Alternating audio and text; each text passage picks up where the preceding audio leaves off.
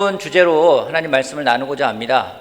지난 시간까지는 우리가 요한복음을 13장까지 강의를 마쳤는데 잠시 좀 접어놓고 이번부터 한 2주 동안 8주 정도 가량 주제로 나누려고 하는데 어떤 내용이냐면은 이 정서적으로 건강한 교회가 아니라 정서 건강한 영성이라는 주제로 말씀을 좀 나누려고 합니다. 책도 나와 있는 부분이고 좀 오래된 책이기도 한데요. 얼바인 교회에서 LA에 있는 얼바인 교회에서 올해 초에 이 프로그램을 진행을 했었습니다. 진행을 했었었는데 화면을 좀 띄워주시겠어요? 제 얼굴을 빼고 그냥 전체 화면으로 띄워주시겠어요? PPT로? 온라인을 하다 보니까 해야 될 게 되게 많아요. 네, 좋습니다. 이 책인데 Emotionally Health Spirituality라고 해가지고 얼바인 교회에서 올 초에 했던 프로그램인데 특별히 영적으로 나이가 들어가는 형제 자매들에게 굉장히 좋은 프로그램이었다고 이야기를 들었습니다. 설교 내용은 책에 연관된 내용에 있는 책에 나와 있는 내용은 아니고요. 책에 낸 내용들을 좀 토대로 해가지고 성경에 나오는 어떤 사람들의 영성을 좀 같이 돌아보면서 배우고자 하는 시간을 갖고자 합니다. 좀 일찍 해볼까 했는데 좀 시간적인 여유가 필요했고 제가 이제 대학원 이제 3학기째 이제 마쳤거든요. 이제 여름방학이거든요. 여름방학이 지난주 목요일부터 시작됐습니다. 그래서 한 2달 동안 시간적 여유가 있기 때문에 그때 좀 더 같이 해볼까 시작을 해서 오늘부터 시작하려고 하고요. 레슨을 준비하다 보니까 질문이 많아요. 질문이 많아서 질문에 여러분들이 어떻게 답하느냐에 따라서 이게 아주 놀라운 말씀 전파될 수 있을 것 같기도 하고 또 그냥 여러분들이 아무 말 없이 가만히 계시면은 저 혼자 생각을 하고 저 혼자 이야기가 되기 때문에 좀 어려울 수 있겠다는 생각 드는데 여러분들 잘 따라와 주실 거라 믿고 말씀을 시작하도록 하겠습니다. 여러분 시작부터 질문 하나 해볼게요. 여러분들은 성장하고 싶은 부분이 어떤 부분이 있으십니까? 여러분들이 성장하고 싶은 부분이 있다면 어떤 부분에서 성장을 하고 싶으십니까?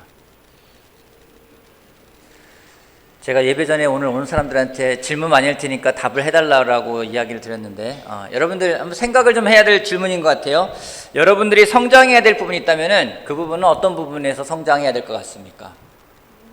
인내, 용기, 긍정심, 사랑, 믿음. 참 놀랍게도요.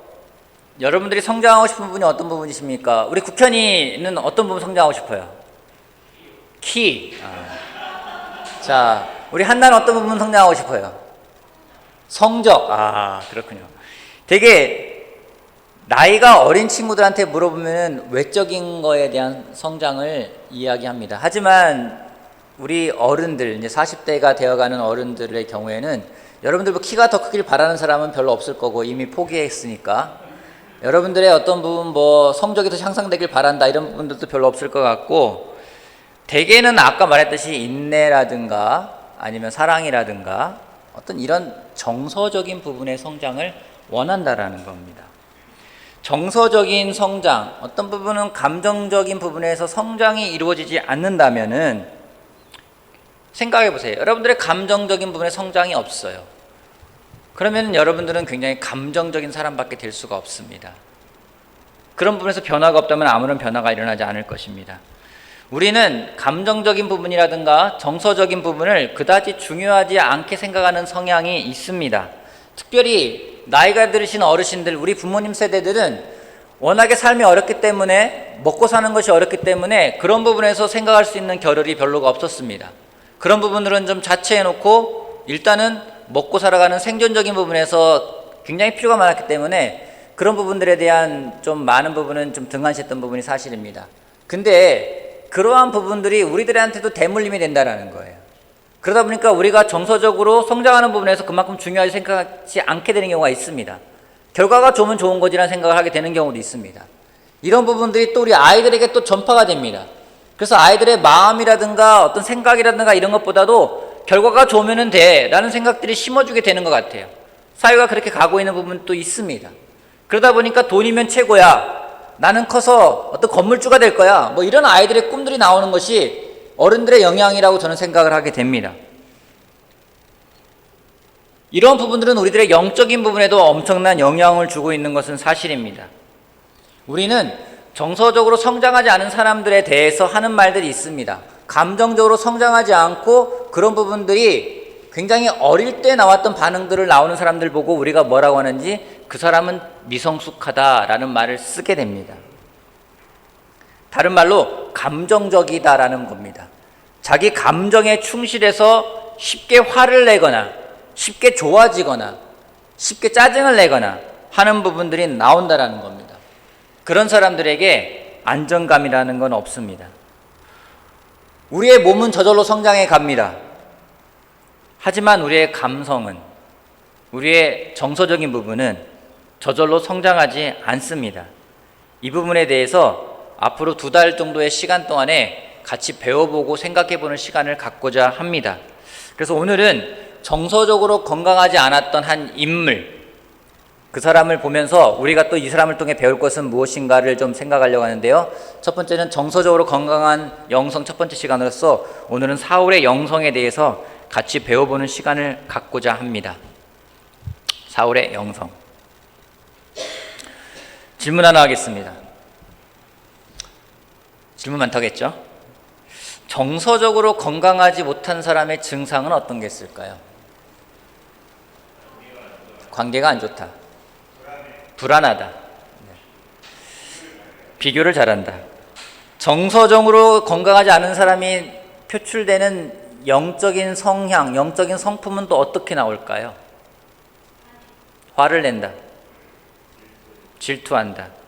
여러분, 재밌는 게요. 정서적으로 건강하지 않은 사람이 표출하는 그런 영성이 있는데,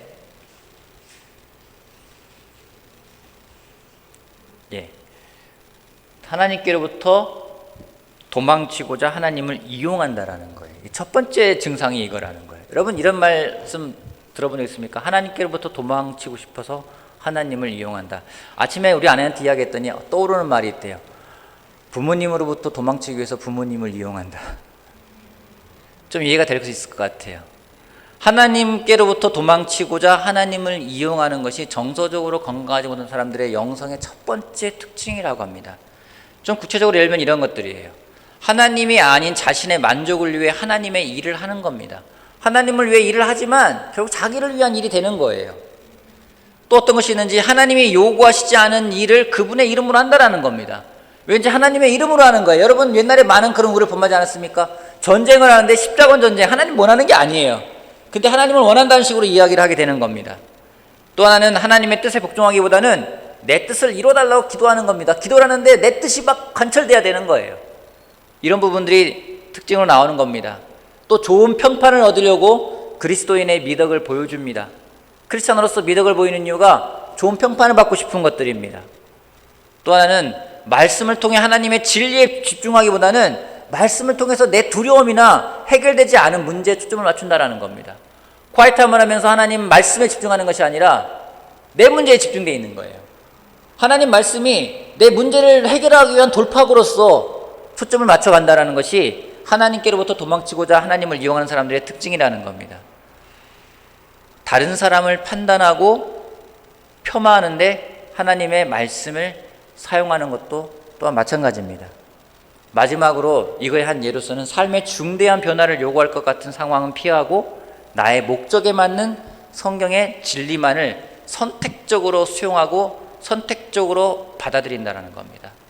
말씀에 대해서 선택적으로만 받아들이는 거예요. 나의 입맛에 맞는 부분들만. 성경에는 이와 관련된 내용을 잘 설명하고 있는 한 사람이 나옵니다. 그 사람이 누군지 바로 사울입니다. 우리 사무엘상 15장 말씀 같이 보겠습니다. 사무엘상 15장. 오늘은 설교가 좀 길 수도 있습니다. 미리 말씀을 드립니다. 좀 길 수도 있습니다. 제가 하는 거에 비해서 평상시보다 좀 길 수 있습니다. 사무엘상 15장 1절 말씀부터 6절 말씀까지 같이 보도록 하겠습니다. 사무엘상 15장 1절에서 6절까지 제가 읽어보겠습니다. 사무엘이 사울에게 말하였다. 주님께서 나를 보내셔서 임금님에게 기름을 부어 주님의 백성 이스라엘을 다스릴 왕으로 세우게 하셨습니다.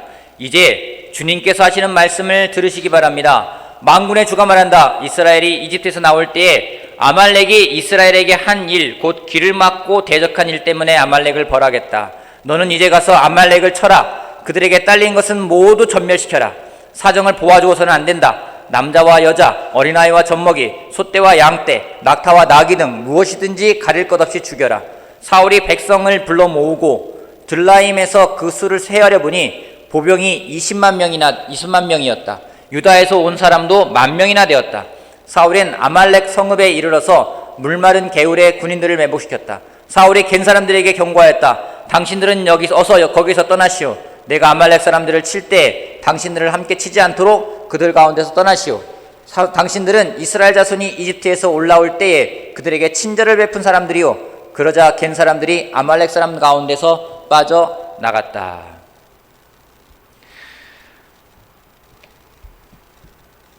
하나님이 아말렉을 치기로 결정을 하셨습니다. 사울을 들어서 아말렉을 치려고 하고 계십니다.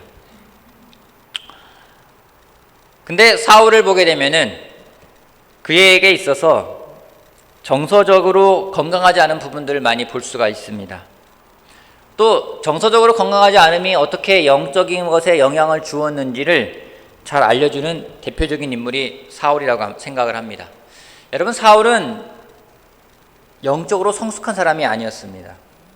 그는 왕이었습니다. 리더였습니다. 여러분, 한 나라의 왕이고 리더인 사람은 대부분 성숙하다고 생각할 때가 많이 있습니다. 하지만 그가 성숙하지 않았기 때문에, 어떠한 정서적인 부분에 성장이 없었기 때문에 어떤 일들을 가지고 오는지 성경은 이야기하고 있습니다. 좀 전에 읽었던 말씀처럼 아말렉이라는 이 민족은 이집트에서 이스라엘 백성이 나올 때 그들을 호의롭게 대하지 않고 그들을 못살게 굴었던 민족입니다. 이 민족을 벌하시기 위해서 하나님이 사울에게 말씀하십니다. 사울은 사사시대가 끝난 다음에 이스라엘 첫 번째 왕으로 기름을 부어서 세운 사람이었습니다. 근데 이 사람에게 주는 첫 번째 메시지가 무엇인지 1절 말씀을 다시 보게 되면 이런 말씀이 있습니다. 주님께서 나를 보내셔서 임금님에게 기름을 부어 왕으로 세우셨습니다. 이제 주님께서 하시는 말씀을 들으시기 바랍니다. 사울에게 첫 번째 주었던 말씀이 무엇인지 주님께서 하시는 말씀을 들으시기를 바랍니다 라고 이야기를 합니다. 그에게 뭔지 말씀을 할 때는 그 말씀을 잘 듣고 따르라는 겁니다. 결과적으로 우리가 잘 알겠지만은 사울은 그 말씀을 전적으로 따르지 않고 부분적으로만 따랐습니다. 이런 질문을 하나 해보겠습니다. 오늘 여러분은 무엇을 따라가고 있습니까? 여러분이 따라가고 있는 것은 무엇입니까? 우리는 무언가를 따라가고 있어요. 쫓아가기도 하고 추구하기도 하면서 무엇인가를 따라가고 있습니다. 오늘 여러분들이 추구하고 여러분들이 따라가고 있는 것은 무엇입니까? 우리가 뭔가를 따라가는 건 굉장히 중요한 부분입니다.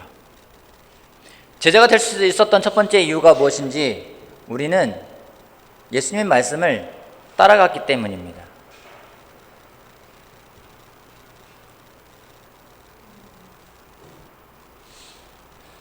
다음 장으로 넘어가야 되는데, 예수께서 그들에게 말씀하셨다. 나를 따라오너라. 예수님이 첫 번째 하신 말씀이에요. Come, follow me. 나를 따라오너라. 우리가 그 말씀에 따라 순종했기 때문에 예수님의 제자가 될 수 있었습니다. 첫 번째 명령입니다. 나를 따라오너라. 우리가 그 말씀에 순종해서 예수님을 따라가다 보니 우리는 제자가 되었습니다. 오늘 여러분은 무엇을 따라가고 있습니까? 여러분이 따라가고 있는 것은 무엇입니까? 저를 곰곰이 생각하다 보니까 제가 따라가고 있는 부분이 무엇인가? 제가 때로는 저의 생각을 많이 따라갑니다. 저의 감정을 많이 따라갑니다. 때로는요, 세상을 따라가기도 합니다. 오늘 여러분들은 무엇을 따라가고 계십니까? 사울은 하나님을 따른다고 생각을 했습니다. 하지만 사울이 진정으로 하나님을 따라가지는 않았습니다. 분명히 말씀하셨지만은 그가 했던 행동들이 무엇인지 사무엘상 15장 7절 말씀부터 보도록 하겠습니다. 사무엘상 15장 7절 말씀. 다음 장 파워포인트 넘겨주실래요? 네. 사무엘상 15장 7절. 그런 다음 사울은 아윌라에서부터 이집트 동쪽에 있는 수르 지역에 이르기까지 아말렉 사람을 쳤다. 아말렉 왕 아각을 사로잡았고 나머지 백성은 모조리 칼로 쳐서 없애버렸다.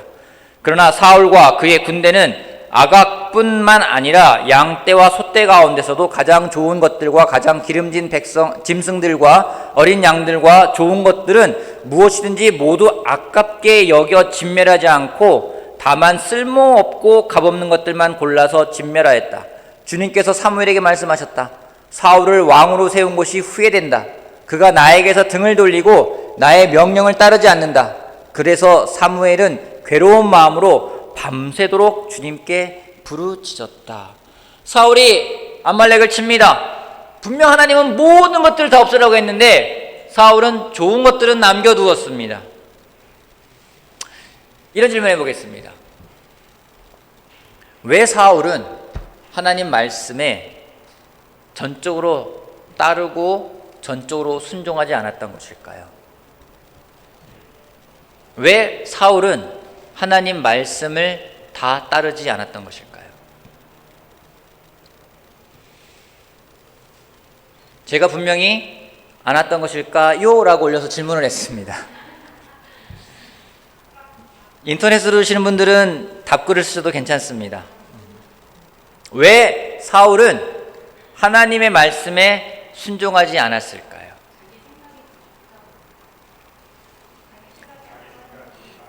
자, 질문을 바꿔보면 좀 더 답을 쉽게 할 수 있을 것입니다. 왜 여러분들은 하나님 말씀에 전적으로 순종하지 않으십니까? 왜?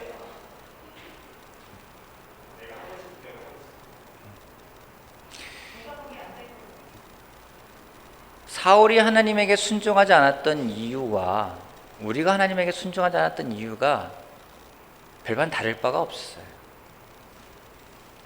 그 이야기는 뭔지 우리도 다 사울과 비슷한 실수를 한다라는 겁니다. 사울은 하나님 말씀에 순종하지 않았습니다. 제가 갖고 있는 생각 중에 한 가지는 사울이 왜 순종하지 않았는지 하나님의 말씀을 순종하지 않음으로써 오는 그 대가가 사울에게는 그다지 중요하지가 않았던 것 같아요. 우리 그럴 때 있지 않습니까? 아이, 순종 안 해도 돼. 죄? 아유, 짓고 뭐 회개하지 뭐. 별로 그 대가가 크지 않다고 생각할 때 우리는 순종하지 않습니다. 다른 질문 하나 해볼게요. 그럼 사울은 자신은 하나님을 따르는 사람이라고 생각했을까요? 네, 그랬을 것 같아요. 그럼 사울은 자신이 하나님을 잘 따른다고 생각하고 있었을까요? 그랬을 것 같아요. 그는 자신이 하나님을 잘 따르고 있는 순종하는 사람이라고 생각했습니다. 아마 어쩌면 자신이 왕으로 세움 받았기 때문에 자신이 굉장히 영적으로 성숙한 사람이구나, 대단한 사람이구나라고 생각했을지도 모르겠어요. 근데 하나님 눈에 보기에는 그렇지가 않았습니다. 우리가 분명하게 알아야 될 것이 있습니다. 여러분, 부분적인 순종은 순종이 아닙니다. 우리가 다 말했습니다. 하나님 말씀을 순종하지 않는 이유가 뭘까? 내 생각이 크기 때문이다. 근데 많은 경우에 왜 순종하지 않는지 그 이유는요, 우리가 이해가 되지 않기 때문에 순종하지 않아요. 인간이 하는 것 중에서 가장 불가능한 것을 시도하는 것이 뭔지 아십니까? 모든 걸 이해하려는 거예요. 이해하려는 것. 이건 불가능해요. 자, 여러분, 우리 뒤에 틴아이들이 좀 앉아 있습니다. 우리 서윤이도 와 있고 지호도 와 있고. 우리 재홍 형제는 지호가 재홍이를 이해하는 게 가능하다고 생각하십니까? 아니죠. 단호하게 이야기를 해요. 우리 국현이가 우리 재현이를 이해할 수 있을까요? 재현이 생각 어때요? 못할 것 같아요. 우리 국현이는 어때요? 수호는 어떨까? 수호는 아빠 이해해요? 이해 못하죠? 수호도 이해 못해요. 본인도 이해 못해요. 우리가 이해가 안 돼요. 왜냐면은 제 딸이 저를 이해 못해요. 왜요? 제가 살아온 시간이 있는데 그 시간을 어떻게 알겠습니까? 모르는 거예요. 보지도 않았고 어떤 부분은 알지도 못합니다. 근데 이해가 안 돼요. 근데 하물며 하나님이 우리 인간을 창조하셨는데 하나님의 창조가 이해가 되겠습니까? 이해가 안 돼요. 근데 사람들이 그걸 이해하려고 그래요. 어쩌면 하나님이 그냥 흙으로 사람을 지었다가 아니라 너무 이거는 좀 애들 유치하잖아요. 우리 시대에 맞게끔 하나님이 세포와 DNA와 모든 부분들 뭐 삼투압 과정이라든가 뭔가 이런 걸 설명하면서 하나님이 인간을 창조하실 때 인간의 DNA가 있었고 게놈이 있었고 막 그런 설명을 했다면 우리가 좀 더 이해할 수 있을 것 같아요. 근데 이해를 할 수가 없게끔 써놓으셨어요. 왜냐면요, 그 당시에 사람들이 이해할 수 있는 수준으로 성경을 써놨기 때문인 거예요. 근데 사람들이 얼마나 이해하려고 합니까?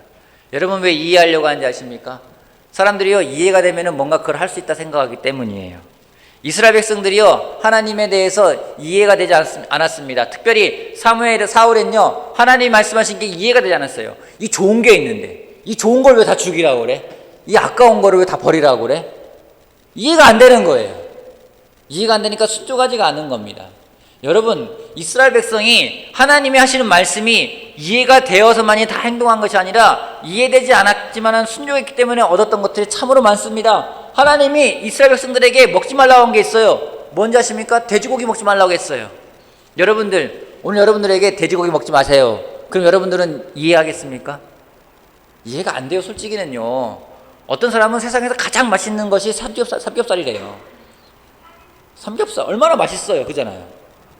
여러분 삼겹살 있는데 먹지 말라고 하면은 이해가 되겠습니까? 하지만 그 당시에는요, 위생적으로 냉장고도 없는 시대였기 때문에 돼지고기를 먹으면 안 됐었어요. 사람들이 말해, 예수님 하나님 말씀하십니다. 피부병 걸린 사람들은 일주일 동안 멀리해라. 그러지 않고 그 말씀이 이해가 안 됐다고 나는 돼지고기 좋아하는 데다 먹을 거야 라고 먹기 시작했으면은요, 이스라엘 백성들은 다 죽고 없어졌다라는 거예요. 그 민족들이 없어진 민족들을 보게 되면은요, 원인은 한 가지예요. 전염병인 거예요. 그냥 다 죽어버리는 겁니다. 손을 씻는 것이 전염병 예방에 도움이 된다. 여러분, 인간이 손을 씻는 것이 전염병 예방에 도움이 된다는 것을 알아낸 것이 불과 백 년도 안 됩니다. 이것이 국가적인 캠페인을 시작한 것은 불과 몇십 년 전밖에 안 되는 겁니다. 손 씻기 운동했던 게 얼마나 언제적입니까? 우리가 어릴 때 겨우 시작했던 부분들이 그런 부분들인 겁니다. 뭔가 하나 알아낸 것이 겨우 그거밖에 안 되는데, 그 중요한 사실도 알아낸 것이 얼마 안 되는데, 하물며 몇천 년 전에 하나님의 말씀을 내가 다 이해하겠다, 그건 불가능하다는 거죠. 하물며 하나님이 사람을 만드셨는데 하나님 말씀을 내가 다 이해하겠다, 이것 또한 불가능하다는 겁니다. 나는 이해되지 않기 때문에 나는 순종할 수가 없어, 이렇게 이야기하는 것이 굉장히 성숙한 것처럼 보이지만 이것처럼 어리석은 것도 없다라는 겁니다. 사울은 하나님 말씀이 이해가 되지 않았습니다. 이 좋은 걸 왜 버리라는 거야? 그러기 나름대로 생각하고 판단했습니다. 결론적으로 사울은 하나님을 따랐지만 하나님 보시기에는 하나님을 따른 것이 아니었습니다. 자신의 마음에 드는 것은 다 하고 그렇지 않은 것은 철저하게 배격했습니다. 이해가 되는 것은 했고 이해가 안 되는 것은 전부 다 거부했습니다. 좀 전에 말했지만 어떤 때 우리는 이런 자세를 굉장히 성숙한 자세로 생각할 때가 있습니다. 이해되지 않는 건 하지 마, 그렇게 이야기할 때가 있습니다. 우리 아이들한테도 그렇게 가르칠 때가 있습니다. 왜냐하면 나 스스로도 그렇게 생각하기 때문입니다. 사람들의 말에 휘둘리지 않는 것이 성숙한 행동이라고 생각할 때가 많이 있습니다. 여러분, 아이들이 그럼 어떻게 생각하시겠습니까? 여러분들이 키우는 아이들이 부모의 말에 절대로 휘둘리질 않아요. 자기 관념이 확실해요. 절대로 순종이라는 게 없어요. 그럼 아이를 보고 여러분 뭐라 하시겠습니까? 참 성숙하다 말씀하시겠습니까? 오늘 여기 와 있는 석현이가 아빠 말 절대로 안 들어요. 자기의 주관이 있고 확신이 있어요. 아빠가 일찍 자라는데 아니야, 일찍 자는 건 건강에 좋은 것 같지 않아. 그럼 확신이 있어요. 막 새벽 1시, 2시까지 안 자요. 그러면서 우리 혜숙이가 넌 참 성숙하구나 이러진 않을 거라는 거예요. 여러분, 오늘 하나님 말씀을 어떻게 받아들이고 계십니까? 여러분의 지식과 여러분의 지혜가 먼저 되고 있습니까? 아니면 하나님 말씀이 먼저 되고 있습니까? 성경에 하나님 말씀을 듣지 않는 것을 뭐라고 표현하고 있는지 이런 말을 하고 있습니다. 11절 말씀 다시 한번 보겠습니다. 사울을 왕으로 세운 것이 후회가 된다. 그는 나에게서 등을 돌리고 나의 명령을 따르지 않았다. 하나님이 순종하지 않는 걸 순종하지 않았다가 아니라 등을 돌렸대요. 등을 돌렸대요. 여러분, 등을 돌린 것을 우리가 한자로 뭐라고 하는지 아십니까? 배신이라고 합니다. 등을 돌린 거예요. 사울이 하나님을 배신하고 배반했습니다. 자기가 어떤 사람인지, 자기의 영적인 성품이 어떤 건지, 자기의 감정적인 부분, 정서적인 부분들이 어떤지에 대해서 그것이 성장하지 못했기 때문에 그 가져온 것은 배신했던 것입니다. 첫 번째 여러분과 나누고 싶은 첫 번째 포인트는 이것입니다. 정서적으로 건강한 사람은 이해가 아니라 순종할 수 있는 마음을 가진 사람이라는 겁니다. 정서적으로 건강한 사람은 이해가 아니라 순종할 수 있는 마음을 가진 사람이라는 겁니다. 오늘 여러분들은 이해가 먼저입니까? 순종이 먼저입니까? 순종할 수 있는 우리가 되길 바라겠습니다. 아멘. 계속 말씀 보도록 하겠습니다. 다음 장 볼게요. 12절부터 15절 말씀까지 보겠습니다. 12절부터 15절까지. 사무엘은 사울을 만나려고 아침 일찍 일어났다. 잠도 못 잤겠죠. 그죠? 누군가가 사울이 갈멜로 가서 승전비를 세우고 나서 거기에서 떠나 계속 행진하여 길갈로 내려갔다고 전해주었다. 사무엘이 사울에 있는 곳에 이르니 사울이 그를 보고 인사를 하며 말하였다. 주님께서 주시는 복을 받으시기 바랍니다. 나는 주님의 명령대로 다 하였습니다. 그러자 사무엘이 물었다. 나의 귀에 들리는 이 양떼의 소리와 내가 듣는 소떼의 소리는 무엇입니까? 사울이 대답하였다. 그것은 아말렉 사람에게서 빼앗은 것입니다. 우리 군인들이 예언자께서 섬기시는 주 하나님께 제물로 바치려고 양떼와 소떼 가운데서 가장 좋은 것들을 남겨다가 끌어왔습니다. 그러나 나머지 것들은 우리가 진멸하였습니다. 여러분, 사울 기분이 어때요? 기분 좋아요. 그냥 좋아요? 우리 아이들 말씀 봤더나 기분이 좋은 게 아니라 완전 좋아요. 기분이 막 너무 좋아요. 그죠? 여러분, 사무엘은 밤새 잠도 못 잤어요. 너무 괴로워가지고. 근데 사울 만난 사울이 막 기분이 너무 좋은 거예요. 여러분 그런 적 있으십니까? 여러분들은 속이 터져 죽겠는데 그 사람 만났는데 그 사람은 아무것도 모르고 막 해맑게, 우리 특별히 애들이 그러잖아요. 막 해맑게 뭐 웃고 기분이 너무 좋은 거예요. 여러분, 질문해도요. 왜 사울은 기분이 좋았을까요?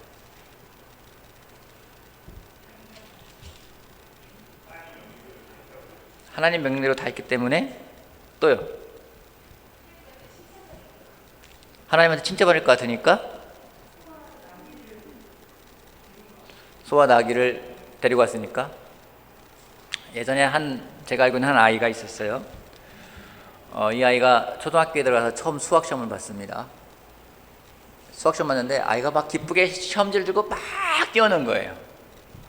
점수를 받아가지고 딱 했는데 5점 받아온 거예요. 애는 막 해맑게 웃으면서 막 5점 받았다고 얘기를 해요. 그걸 보는 부모님은 걔한테 한마디를 했었어요. 네가 네 삶에 5점을 남겼구나. 애는 막 해맑게 웃는 거예요. 어쩌면 뭐 그거와 비교가 되는지 모르겠지만 사울은 너무너무 기분이 좋은 거예요. 사무엘은 심각하게 왔는데 사울은 기분이 너무 좋아요. 왜냐하면 왜 사울이 기분이 좋았을까? 사울은 자기가 한 일이 자랑스러웠어요. 아, 나 잘했어. 하나님은 후회된다. 사무엘은 밤새 잠도 못 잤다. 근데 사울은 기분이 좋습니다. 완전 기분이 좋습니다. 왜 사울이 기분이 좋았을까? 한 번 더 생각해 보는 건 그런 겁니다. 사울은 자신이 원하는 걸 얻었습니다. 그래서 신났어요. 여러분 그러지 않습니까? 다른 사람들 다 망하더라도 내가 얻을 거 얻으면은요, 그 사람은 기분 좋을 때 사람들이 있어요. 사울이 그런 거예요. 주변에 뭐든지 다 떠나서 자기가 얻은 것은 좋습니다. 여러분, 아이들이 자기 원하는 거 얻으면은요 마냥 신나합니다. 막 떼를 쓰고 울고 막 그러다가도 자신이 원하는 걸 딱 주면은요 그다음부터 막 해맑게 웃습니다. 여러분, 그거 갖다 우리가 성숙하다고 이야기하지 않아요. 여러분, 어른들은 알고 있습니다. 이게 아이들한테 좋은 건지 안 좋은 건지 압니다. 뭐 사탕을 달라, 뭐 초콜릿을 달라, 이것을 주면은 애들은 좋아하는데 부모는 근심이 생기죠. 저거 먹으면 이빨 썩을 텐데.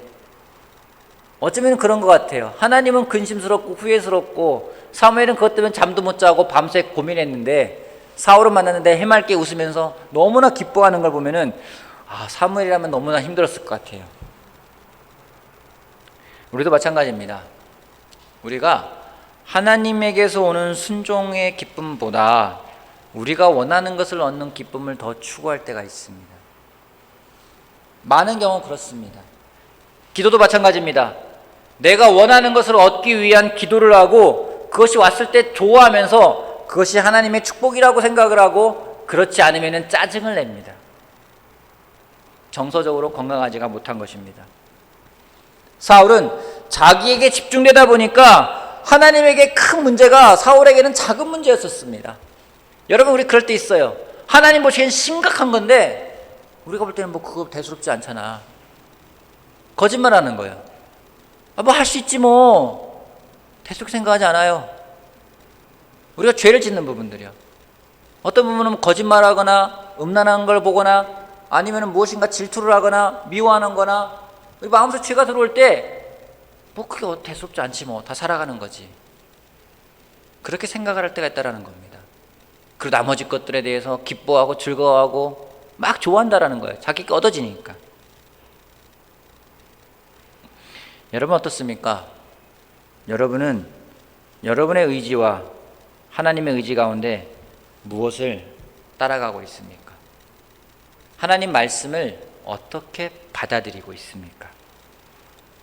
하나님 말씀은 이 땅을 살아가는 지혜임과 동시에 우리가 어떻게 구원받을 수 있는지 써놓은 유일한 방법이라는 겁니다. 그것이 희석될 때는 모든 것이 엉망이 되어버립니다. 자그마한 부분부터 희석될 때는 모든 것이 엉망이 되어간다는 겁니다. 사울이 그랬습니다. 그 자그마한 것들에부터 타협하기 시작하자 그는 왕이었지만 힘이 없었습니다. 친구가 없었습니다. 오죽하면 하나님이 세운 기름 부은 그 왕이 영매에게, 점쟁이에게 끌려다니면서 평생을 괴롭게 살아야만 되는 그런 삶을 살아가게 된 것입니다. 하나님을 모르면 다행인데 차마 그나마 다행일 텐데, 하나님을 알면서도 따르지 않는 것은 그만큼 비참한 것이 없습니다. 우리 형제자매 여러분, 특별히 올드 크리스찬 형제자매 여러분, 오늘 여러분들은 무엇을 따라가고 계십니까? 하나님의 의지입니까? 여러분의 의지입니까? 사울은 영적으로 성숙해질 수가 없었습니다. 그가 정서적으로도 미성숙했기 때문입니다. 15절 말씀 보도록 할게요. 한 예가 무엇인지 다시 볼게요. 사울이 대답하였다. 그것은 아말렉 사람들에게서 빼앗은 것입니다. 우리 군인들이 예언자께서 섬기시는 주 하나님께 제물로 바치려고 양떼와 소떼 가운데서 가장 좋은 것들을 남겨다가 끌어왔습니다. 그러나 나머지 것들은 우리가 진멸하였습니다. 왜 사울이 정서적으로 건강하지 않다고 하는지는 여기에 있습니다. 사울이 뭐라고 합니까? 내가 딱 좋은 것만 추렸습니다라고 말하잖아요. 누가 했대요? 누가 했다고 합니까? 우리 군인들이 그랬어요. 정말 군인들이 한 겁니까? 아니죠. 사울이 시킨 거죠. 정서적으로 건강하지 못한 사람의 특징 중에 한 가지가 무엇인지, 다른 사람을 탓한다는 겁니다. 탓하면 어떤 일이 벌어지는지 아십니까? 탓할 때는 회개라는 것이 없습니다.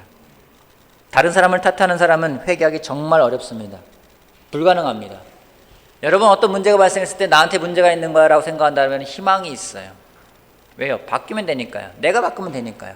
근데 여러분, 어떤 문제가 생각했는데, 여러분 가정에 문제가 있는데 저거는 내 아내 탓이야, 내 남편 탓이야, 내 애 탓이야 하는 순간 우리가 어떻게 하려면 상대방을 바꾸려고 노력을 해요.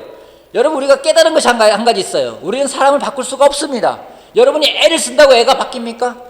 여러분들이 정말로 그렇게 자존소리 한다고 남편이 바뀝니까? 여러분들이 그렇게 무언가를 강요한다고 아내가 바뀝니까? 우리는요, 사람을 바꿀 수가 없어요. 오로지 하나님만이 바꿀 수가 있어요. 근데 우리가 할 수 있는 게 뭔지 아십니까? 나는 바꿀 수가 있다는 거예요. 내가 회개하는 건 쉽다라는 거예요. 근데 상대방을 회개시키는 건 우리의 목적이 아니라는 겁니다. 그건 하나님의 몫이라는 겁니다. 사울이 탓하기 시작합니다. 탓하는 사람은 자기가 회개할 생각이 없다라는 거예요. 이거는 우리 아내 때문이에요. 이거는 내 주변에 있는 상사 때문이에요. 내 직장 때문이에요. 내 가정 환경 때문이에요. 탓하는 순간 아무런 변화가 없습니다. 사울이 그거 하고 있는 거예요. 우리 군인들이 그렇게 했어요. 그러기에 그 가운데는 변화라는 것이 없습니다. 내가 화를 냈다고 생각하면 회개할 수 있어요. 근데 내가 화낸 이유가 상대방 때문이야 생각하는 사람은 그걸로부터 변화가 되기 어렵습니다. 우리 애가 나를 화나게 하잖아. 내가 화 안 나게 생겼어 하는 사람에게는요, 그 화를 주체할 수 있는 길이 없습니다. 탓하기 때문에. 그러면서 하는 말이 있습니다. 30절 말씀 보도록 하겠습니다. 사무엘상 15장 30절. 분명히 사무엘이 꾸짖자 사울이 이야기합니다. 사울이 간청하였다. 내가 죄를 지었습니다. 그러나 나의 백성 이스라엘과 백성의 장로들 앞에서 제발 나의 체면을 세워주시기 바랍니다. 나와 함께 가셔서 내가 예언자께 섬기시는 주 하나님께 경배할 수 있도록 하여 주십시오. 여러분, 사울이 무엇인가 또 변화되기 어려운 것이 무엇인지 사람들을 의식하는 거예요. 죄를 고백합니다. 여러분, 사과하면서 가장 기분 나쁜 사과가 뭔지 아세요? 미안해. 그런데 이 말 한마디가 기분 나쁜 거예요. 내가 잘못했어. 하지만 이 한마디가 완전히 바꿔버리는 거예요. 사울이 이야기합니다.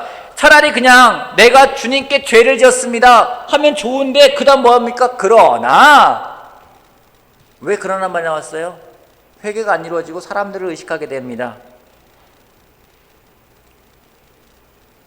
사울이 정서적으로 성장하지 못했던 이유, 그의 영성이 성장하지 못했던 이유 중에 가장 큰 이유 중에 한 가지는 무엇인지, 하나님이 본질이 아니라 사람이 본질이었던 것입니다. 사람들을 의식하며 살아가는 사울이었습니다. 하나님을 바라보는 것이 아니라 사람을 의식하며 살아간 사울이었습니다.